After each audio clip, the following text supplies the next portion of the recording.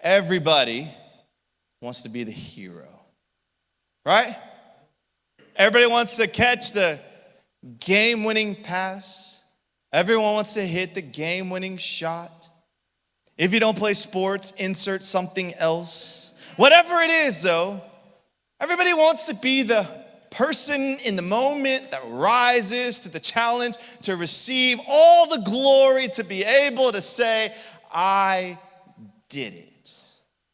But even though we could argue maybe that everybody wants to do it, not many people are willing to put in the work. That's when it gets quiet, right? Because the truth is, you don't catch the game-winning pass without a lot of work. You don't make the game-winning shot. You are not the hero without moments of preparation. Now, here's what's interesting.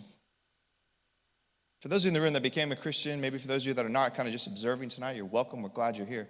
But for those who became a Christian, you stepped into a high calling.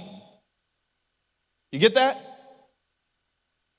When you said yes to Christ, you gave him your life as he extended his hand of salvation to you through Jesus. And you said, I accept being your son or your daughter. And to live that kind of life is a standard that's higher than what everything else happening in culture is all about. Do you get that? Now, it doesn't mean we're going to be perfect, and it doesn't mean you're going to get judged if you drop the ball here or there. But the idea is it's not about what your peers think or what everyone in the world thinks. It's about honoring what God has done for you on the cross. To be a Christian is a high calling. It's an expensive calling. Why? Because it will cost you something. But everybody wants to be the hero. Everyone wants to make the game-winning shot. Everyone wants to be a Christian. But a lot of times, we don't want to live out that calling. Now, why am I saying this? Well, because for us to believe in something so much that it would change literally everything about us, the way we think, the way we talk, the people we hang with, the places we go, the things that we represent, something that would change all of that must be something pretty serious and something pretty impactful. Would you agree? I mean, if you're going to radically change your life and live counterculture, what everyone else out in the world is doing, it better be something with a firm foundation. Can I get an amen? It's the only one I want for the rest of the night. I mean, think about it. And let me ask you this question.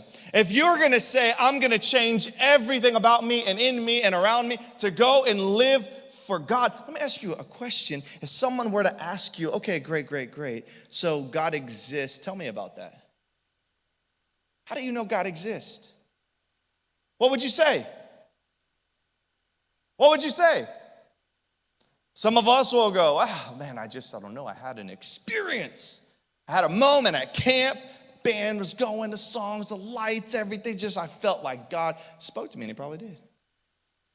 Maybe I was sitting in the car. I was sitting at a coffee shop. I was at a house of somebody, and they were talking to me, and they told me about Jesus, and I felt like something needed to happen. And that's a wonderful starting point. But then it's the journey of discovering who God is in your life. Because the only way that you and I are going to walk out confidently into this world and live different from everybody else is if what is inside of us is the firmest of foundations. And I think it starts with having an understanding of who God is. So when you walk out tonight and someone asks you, so you think God exists, what makes you think God exists? I hope tonight we're going to give you a couple of thoughts that can help you on that journey. Now, we're in this series, we're calling it Fire and Thought.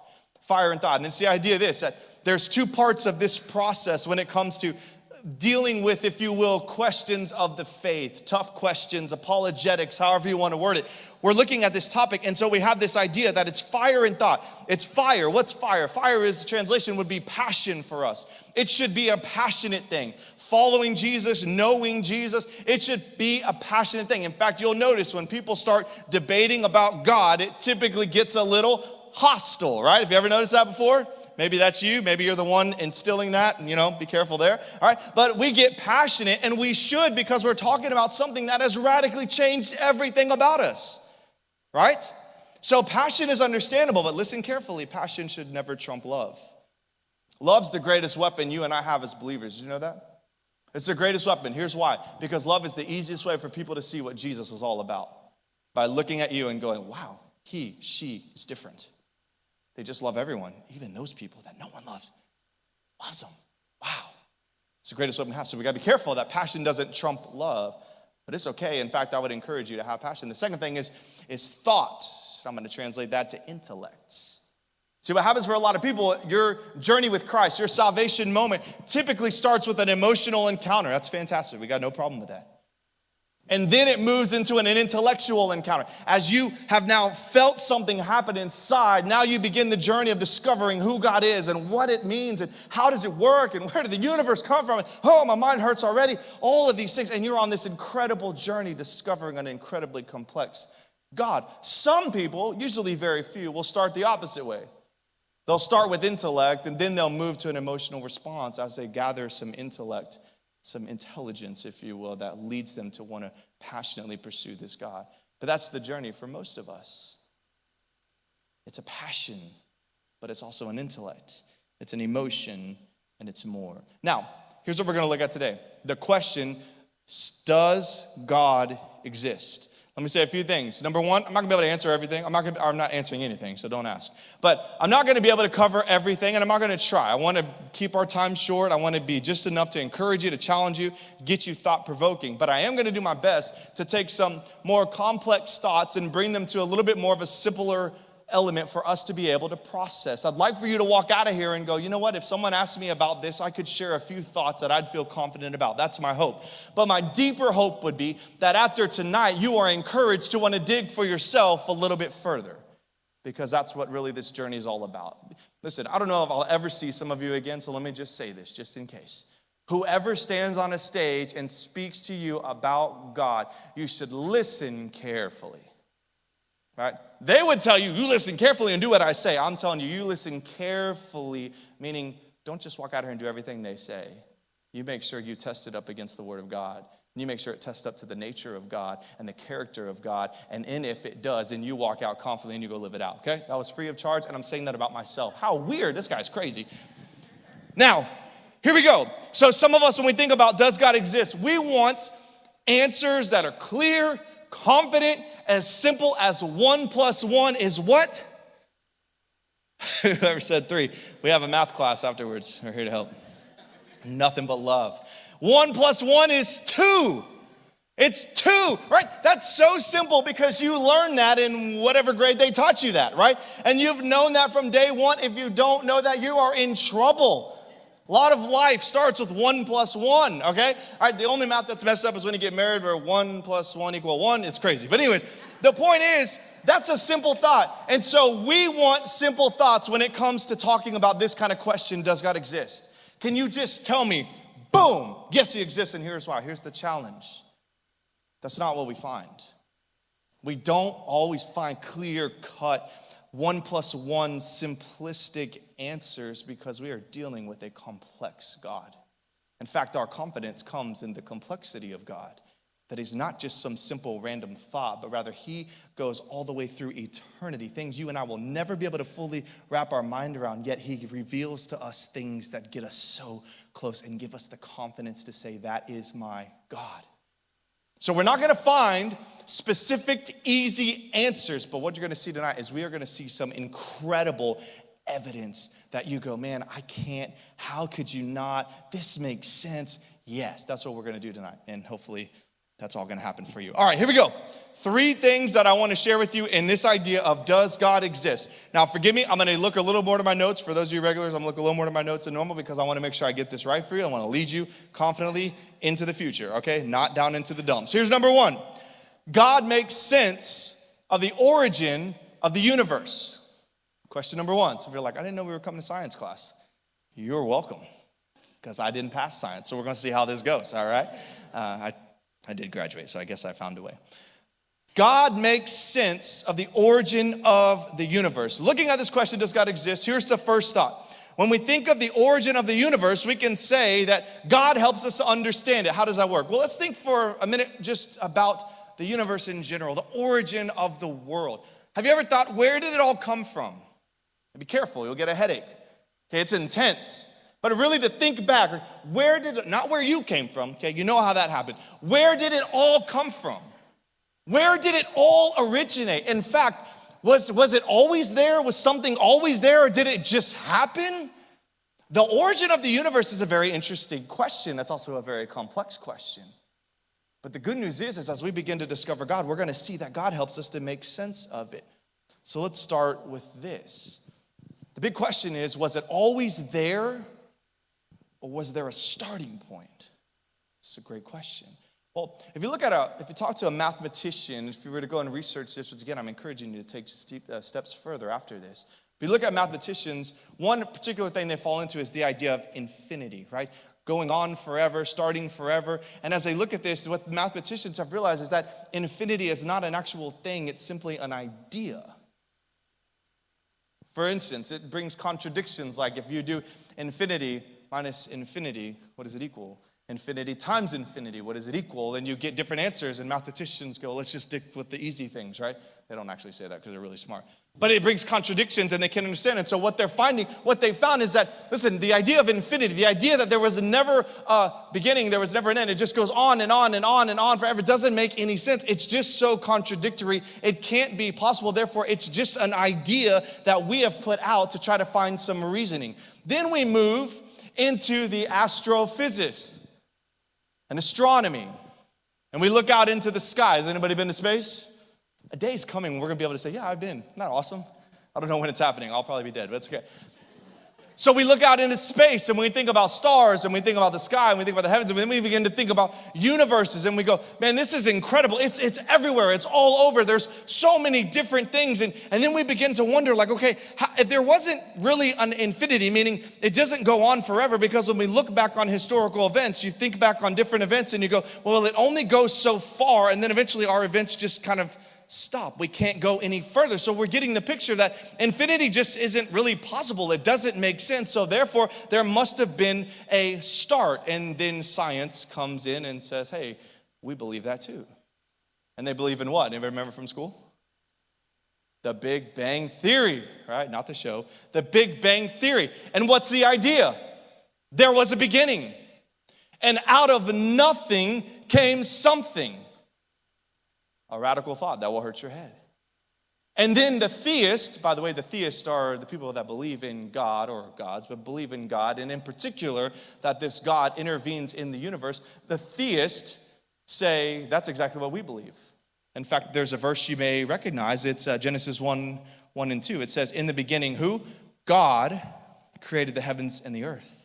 The earth was without form and void, and darkness was over the face of the deep, and the Spirit of God was hovering over the face of the waters. And we go, yeah, we believe that too.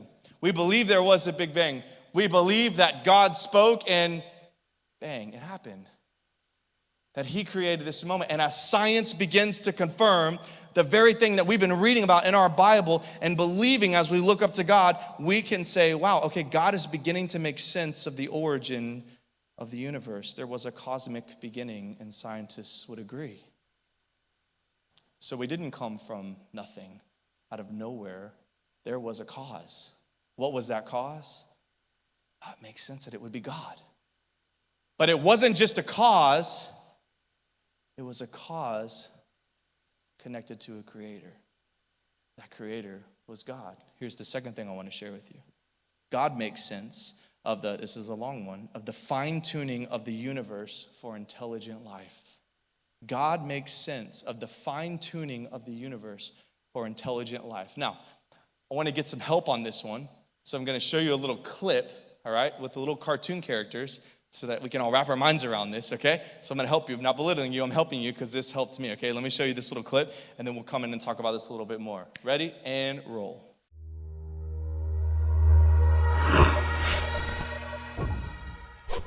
From galaxies and stars, down to atoms and subatomic particles, the very structure of our universe is determined by these numbers. These are the fundamental constants and quantities of the universe. Scientists have come to the shocking realization that each of these numbers has been carefully dialed to an astonishingly precise value, a value that falls within an exceedingly narrow, life-permitting range. If any one of these numbers were altered by even a hair's breadth, no physical, interactive life of any kind could exist anywhere. There'd be no stars, no life, no planets, no chemistry. Consider gravity, for example. The force of gravity is determined by the gravitational constant. If this constant varied by just 1 in 10 to the 60th parts, none of us would exist. To understand how exceedingly narrow this life-permitting range is, imagine a dial divided into 10 to the 60th increments. To get a handle on how many tiny points on the dial this is, compare it to the number of cells in your body, or the number of seconds that have ticked by since time began. If the gravitational constant had been out of tune by just one of these infinitesimally small increments, the universe would either have expanded and thinned out so rapidly that no stars could form and life couldn't exist, or it would have collapsed back on itself with the same result: no stars, no planets, and no life. Or consider the expansion rate of the universe. This is driven by the cosmological constant. A change in its value by a mere 1 part in 10 to the 120th parts would cause the universe to expand too rapidly or too slowly.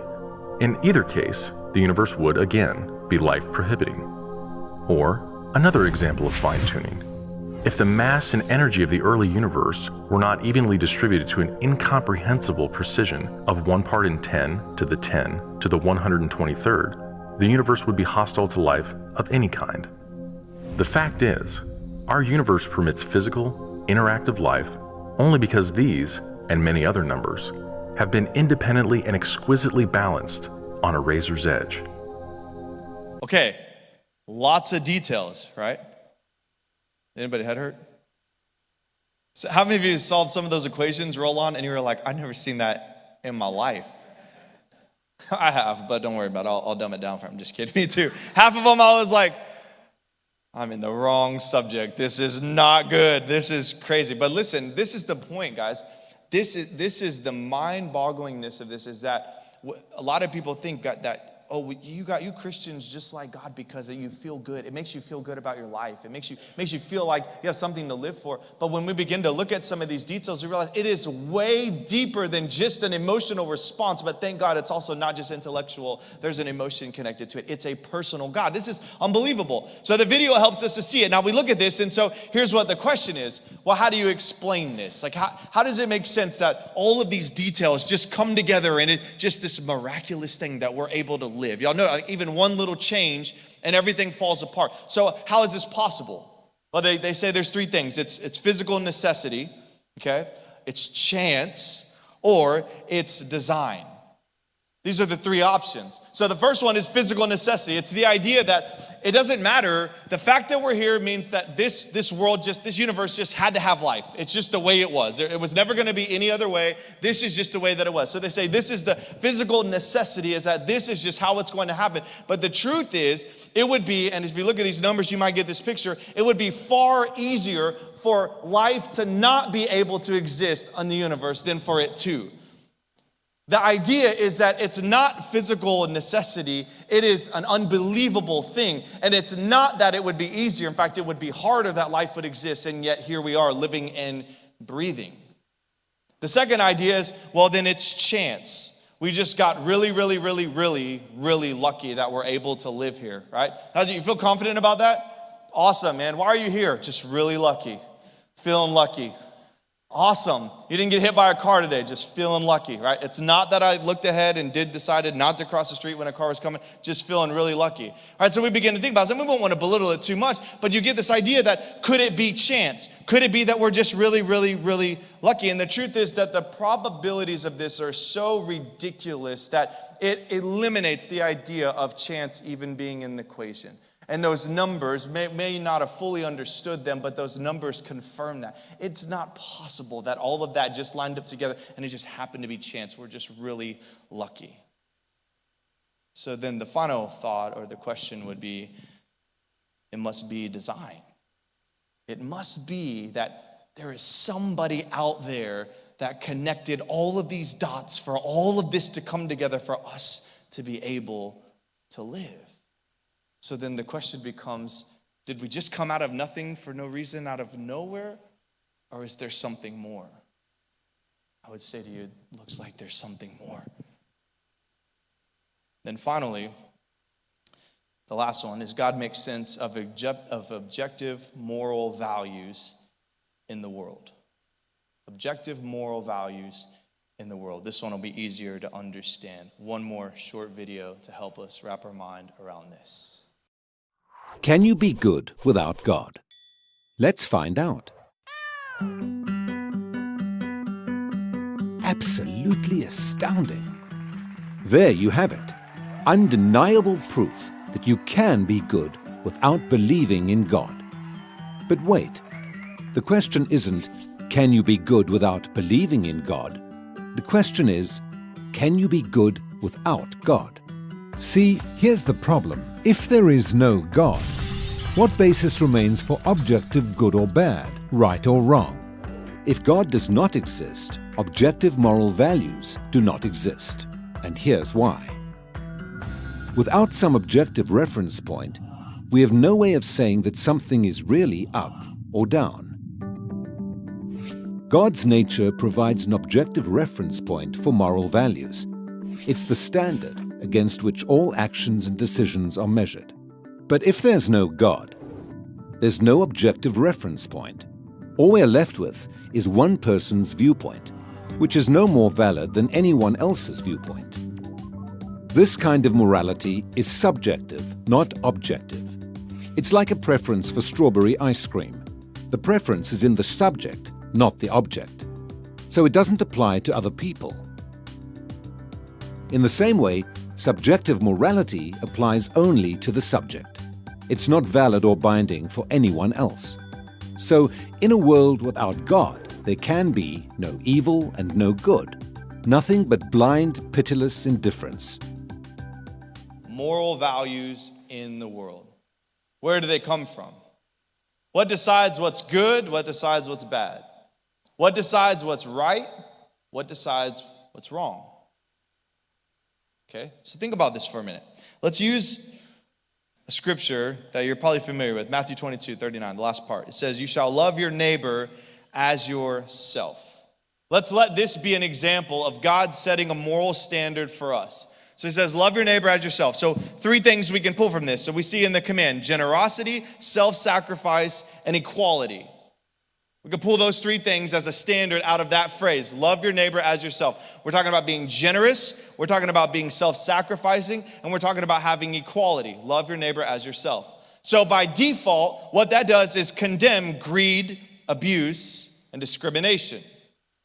So what's happened is, as God laid this verse in front of us, he sets a standard for us on how to live. That's why I opened the message talking about the high calling it is to be a Christian. Now, we don't work to get to God. We understand that. And so we're not working for salvation, but in a response to what God's done, how we live our life. But if you, for a moment, take God out of the question, if God didn't exist, then who decides what's right and wrong? Who decides what's good and bad? Think about it. Where does it come from? An atheist will tell you that by default, taking God out of the picture means that ultimately life is meaningless. Now, they wouldn't say that you're worthless. They would say that you can have value while you're here. But at the end of the day, if there is no God, if there is no afterlife, then at the end of the day, you and I are all going to live and we're going to die, and that's going to be it. So what was the point really anyways? And if there's no God, why should we be good? So what atheists will say is we all came from nature. We've evolved from nature. We grew into these people that we've become. We're very intelligent, but we grew into this out of nature. Therefore, we just follow our instincts. And yet, if we follow our instincts, we have seen what people do when they follow their instincts, have we not? And we don't want to be extreme, but you used an example like an Adolf Hitler. He said, well, that's just his instinct. That's how he was wired. He thought that was right, so that must be right if there's nothing to judge a standard upon. And we know that that's not right. So you begin to think about this idea of morality, and you got to ask the question, where does it come from? And though it doesn't necessarily say there is a God, if you don't have God there, what then do you have? And then you might ask, well, why do we even really feel these things? Well, let me ask you a question. Do you think that child abuse is okay? No. Do you think racial discrimination is okay? Do you think murder is okay? None of us would say those things are okay. Why? Because deep down inside, we know that these things are wrong. Where does that come from? So when we step back and we insert God into this equation, what we begin to see is, okay, the universe had to come from something because something doesn't come out of nothing. Try it when you get home tonight. Just see if you can make something appear. If you can, we should probably talk, okay? So be interesting, or you probably, took something and it's confusing you. And then we think about life in general. Look around the world. Look at the human body and all the things that happen inside just to make you be able to live and breathe. Then step outside of the human body and look around in nature and look around in the world and look at how far the distance is from the earth and the sun and all of these things. And you go, how could all of these things just randomly come together and we can live? It just doesn't make sense. In fact, you might see yourself going, if I'm an atheist, I don't know if I have enough faith to be an atheist because I can't make sense of these things. And then finally, we look at our morals and we go, we all know deep down inside, we know what's right and we know what's wrong. Where does it come from? Well, the Creator God put that deep inside of you. And hey, guess what? When you became a believer and as you began to draw close to Him, what did you notice happen? More of those things begin to come out. More and more as you grew toward Christ, you begin to grow as a believer. You begin to see things as wrong and move toward things that are right. It is all by God's design. If God doesn't exist, then what's the point? You got to ask yourself that question. Is life meaningless? Well, if God doesn't exist, what are you living for? Is life hopeless? Well, if God doesn't exist, where's your hope? What happens next? If you're just going to die and be gone, what's the point? See, God gives us hope. God tells us that not do you die, but man, when you become with me, when you come right with me, you step into my world and I extend the gift of salvation to you. I give you hope. No matter what happens on this earth, you're not alone. But more importantly, when this life on this earth's over, I got a place for you. There's hope. See, without the existence of God, there are a lot of questions about our life. Now, here's the thing. You don't have to understand every single detail of what we just kind of laid in front of you tonight. These are just thoughts to get you thinking. But here's what I hope that you would see. The idea of answering the question, does God exist, is not just I really feel Him and so He's there. No, there is some incredible evidence, and this is just scratching the surface, incredible evidence that back up that this is real. And here's what you need to hear tonight. This God, this complex God that we find our confidence in His complexity, that same God loves you and loves me. And in all of the complexity of who He is, He made you with a purpose and wants to use you for His glory. That's an incredible thought. I encourage you to ponder a little bit about the things in which you don't understand. Ask God, maybe even to reveal some thoughts to you. Lord, I don't understand this. I'm interested in this. I want to know more about you. Ask Him to reveal Himself to you, because here's the thing. We are serving a personal God that even though He may look and at times even feel so far away, He's not. He's actually right there with you, and He wants to reveal Himself to you. How do you know that someone is a creator? You know because they revealed themselves as the creator. And that's what God's done through His word and through salvation, through Christ and how He lived His life. What an incredible gift. I hope this was helpful for you. I know it's a little different. I apologize. But I want to help you. I want to help you get thinking about what matters and some of these tough questions.